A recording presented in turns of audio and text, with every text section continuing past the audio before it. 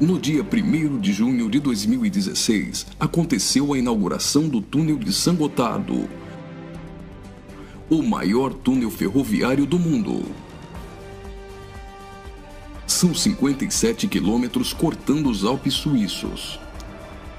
A inauguração foi um evento de grande porte, transmitida por vários canais de televisão de todo o mundo. A cerimônia teve uma apresentação artística, como a das aberturas de Copas do Mundo ou de Olimpíadas. A encenação, intitulada Sacre do Gotardo, foi carregada de elementos do ocultismo, além de trazer mensagens de uma nova ordem mundial. Muitas autoridades e a Nata Econômica Europeia participaram dessa solenidade. Dentre as personalidades presentes estavam o presidente da Suíça, Johann Schneider, a chanceler da Alemanha, Angela Merkel, o presidente da França, François Hollande, e o primeiro-ministro da Itália, Matteo Renzi. A inauguração do túnel teve ainda uma celebração ecumênica e recebeu a bênção sacerdotal de um rabino do judaísmo, de um imã do islamismo, de um padre da Igreja Católica e de uma pastora luterana. Vamos analisar alguns elementos dessa celebração bizarra, que muitos analistas chamaram de inauguração da nova ordem mundial. Na primeira parte, em ambiente fechado, a humanidade é representada por uma marcha de zumbis, pronta para receber ordens. Surge então um anjo na forma de bebê. Aparentemente, este representa Lúcifer. O anjo caído já começa a apresentar semelhanças com Baphomet, que é um dos principais símbolos de Satanás em algumas linhas de culto pagão. Observe, dentre as personalidades presentes, esse sujeito, portando um cetro e vestido com traje de algum tipo de organização ou irmandade. Ele traz um broche com a figura de um bode que deve representar também Baphomet. A cerimônia macabra evolui para a aparição de um homem-bode, representando um demônio-chefe. Esse demônio exerce autoridade e liderança sobre outros demônios que são liberados pelo mundo, representado aqui pela ferrovia. Por essa ferrovia, passam vários períodos da humanidade, revivendo alguns tipos de sociedades secretas e rituais pagãos dos celtas, da Grécia Antiga, do hinduísmo e principalmente do Egito Antigo. Observe ao fundo a figura do Sol, representando um dos principais objetos de adoração das culturas antigas. Sob a ordem do chefe, os demônios se lançam para cumprir sua missão na Terra. Aqui, vemos a representação de antigas sacerdotisas e místicos adoradores, todos sendo conduzidos pelo homem-bode. As sacerdotisas estão levando um cordeiro, como algo a ser oferecido em sacrifício.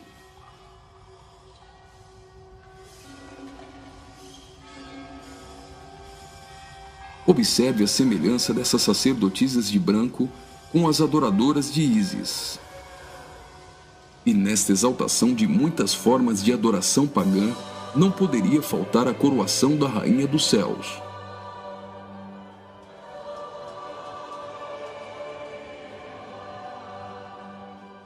A cerimônia prossegue, agora em um ambiente externo. A parte interna exaltou a adoração pagã histórica. Na parte externa, o evento se torna uma cerimônia satânica regida pelo homem-bode. Os zumbis representam a humanidade manipulada, caminhando rumo a um futuro incerto. Os atores correm atrás de uma conquista. O túnel inaugurado literalmente furou 57 quilômetros de rochas nos Alpes suíços. Aparentemente, aqui a humanidade está tentando vencer a rocha, que pode representar Jesus.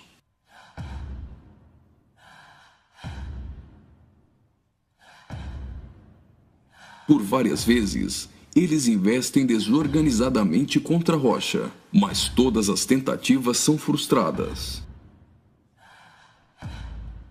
Até o momento em que eles se unem e conseguem um importante progresso. Lembre-se que o espírito de Nimrod era unir o homem para vencer a Deus, e que este túnel é o símbolo de integração entre os povos. Observe que eles conseguem a abertura de um portal. A representação desse portal lembra o CERN. O CERN é a Organização Europeia para a Pesquisa Nuclear. Está localizado na região de Genebra, na fronteira franco-suíça, a pouco mais de 200 quilômetros do túnel de Saint-Gothard. No CERN encontra-se o LHC, o maior acelerador de partículas atômicas do mundo e maior máquina que o homem já construiu. Ele tem 27 quilômetros de circunferência e está a 100 metros abaixo da superfície. O CERN está em busca da antimatéria e tentando recriar o Big Bang. Mas o CERN também tem um propósito esotérico ocultista nem tanto oculto. Segundo a própria comunidade científica, o CERN pretende acessar outras dimensões e se conectar com forças desconhecidas. O respeitadíssimo físico Stephen Hawking advertiu que os experimentos do CERN podem representar graves perigos a nosso planeta. No prefácio de seu livro, Stardust, Hawking afirmou que o acelerador de partículas poderia causar uma decadência catastrófica do vácuo, o que levaria o tempo e o espaço a entrarem em um colapso. Isso poderia destruir não somente o planeta Terra, mas também o sistema solar e todo o universo. Você já deve ter ouvido falar da partícula de Deus, ou bóson de Higgs. Até o Papa implorou à comunidade científica a suspender as operações do LHC, advertindo que eles poderiam abrir os portões do inferno. Observe também que a logo do CERN é a junção de 3 números 6, 666. As cenas seguintes mostram uma sociedade em transformação. Do portal que foi aberto, procede a direção para a humanidade. Veja que uma nova sociedade vai surgindo. O espírito da rebeldia e da sensualidade marcam as pessoas. A decadência da humanidade é representada tanto na forma de uma queda literal, como através da sensualidade.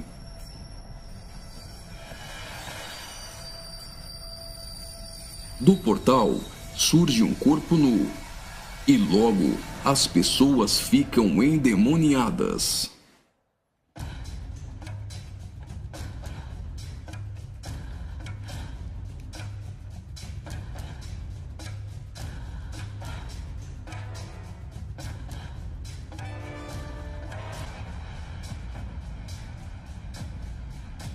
Veja a representação de que existe algo dentro deles. Trabalhadores do túnel aparentemente são representados aqui, mas observe que a verdadeira representação é o deus Shiva, da trindade hinduísta. Shiva é o deus da destruição. Ele destrói para dar lugar a algo novo. A dança de Shiva é considerada a manifestação física do ritmo cósmico.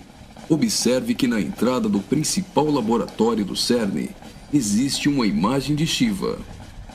A dança destruidora de Shiva é associada à aceleração ou à dança das partículas.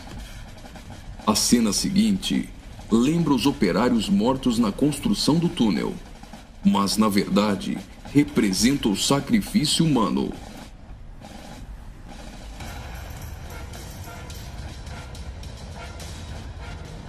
Veja que os corpos são lançados para dentro do abismo.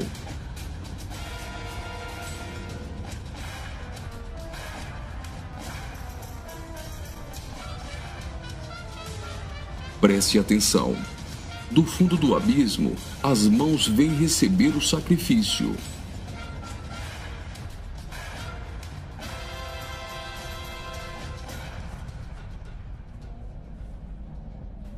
A morte dos trabalhadores dá lugar a 3 almas que sobem do abismo.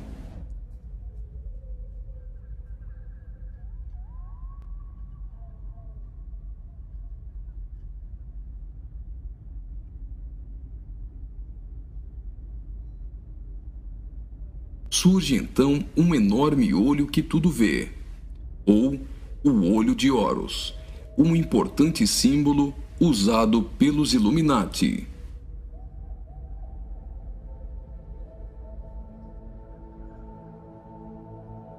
Agora, o Homem-Bode passa a ter um papel ainda mais importante na cerimônia, e as representações do livro de Apocalipse vão ficando mais evidentes.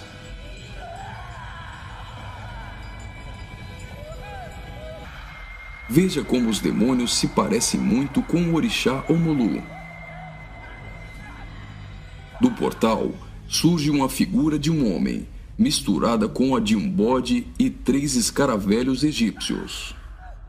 O escaravelho simboliza o deus Khepri, o deus do sol nascente. Homem e bode se fundem, representando a encarnação de Satanás e o surgimento do Anticristo. Ele não será um homem normal. Sua autoridade e poder provém do próprio Satanás. Uma personagem, aparentemente representando a deusa Ísis, surge para ungir o Homem-Bode, que é a própria besta. Como a cerimônia de coroação de um rei, a besta é ungida governante sobre todo mundo. Observe novamente que os demônios lembram muito o orixá Omolu. Após receber o manto do espírito feminino de Ísis, a besta manifesta atitudes homossexuais. Ungido governante do mundo, a besta demonstra sua fúria contra todos e agita seus demônios.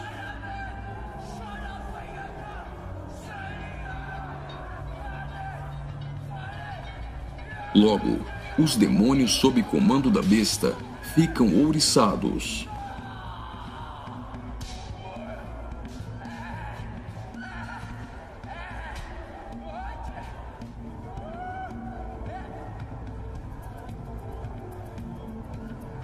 Assim como está escrito em Apocalipse, a besta passa a ser adorada pelos homens e pelos demônios.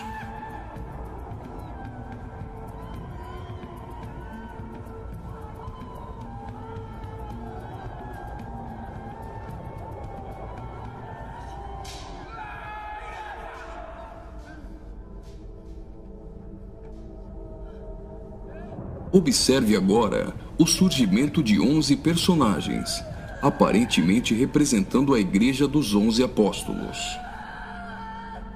A besta terá autoridade para perseguir a Igreja e para matar os que não lhe adorarem.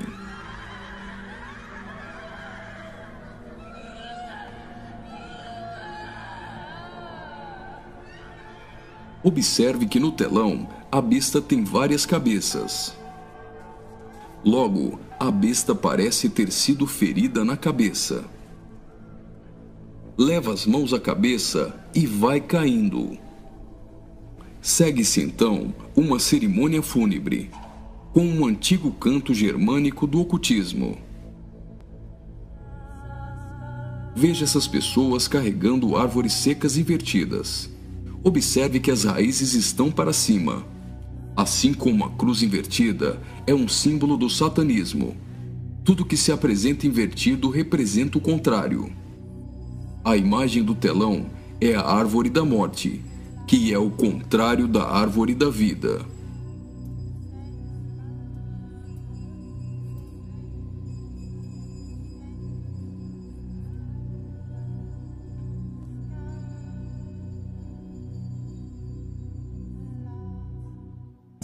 A tecnologia é mostrada como um instrumento para manipular o homem. O avanço da ciência nos últimos dias foi profetizado por Daniel. Observe agora a semelhança da imagem no telão com a Pokébola do game Pokémon Go.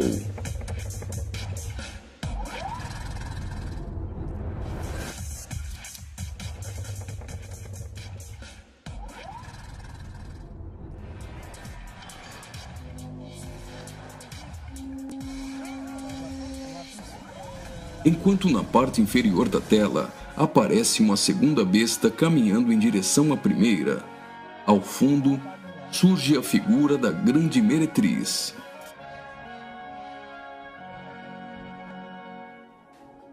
Observe que a segunda besta ressuscita a primeira.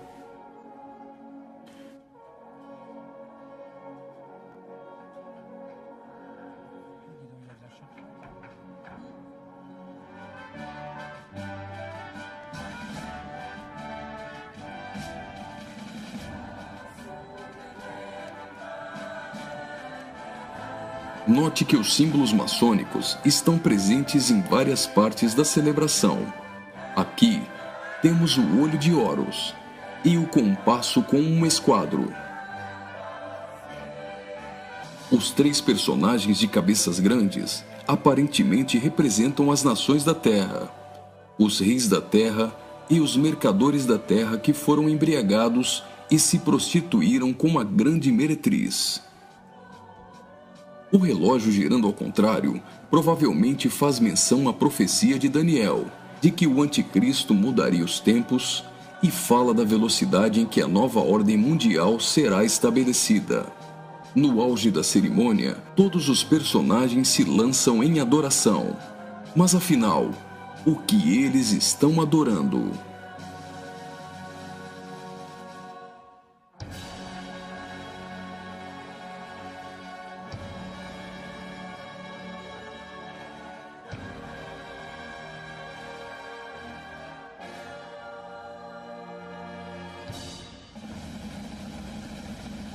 Então, o trem sai do túnel. Mas certamente eles não estão adorando um trem. Eles adoram aquele a quem pensam que venceu a rocha. Eles adoram o grande dragão, a antiga serpente, que se chama Diabo e Satanás, o sedutor de todo mundo. Pensam que Satanás venceu a Cristo. A celebração é como se fosse uma grande vitória, como a consumação de uma enorme conquista.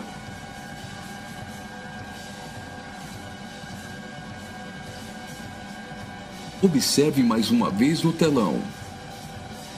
Por algum acaso, trens voam?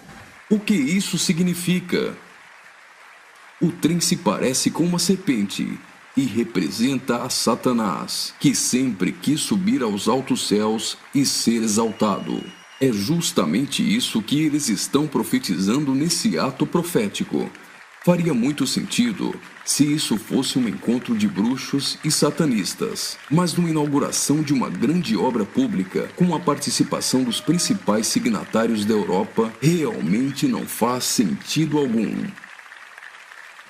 Só que eles se esqueceram de ler todo o livro de Apocalipse.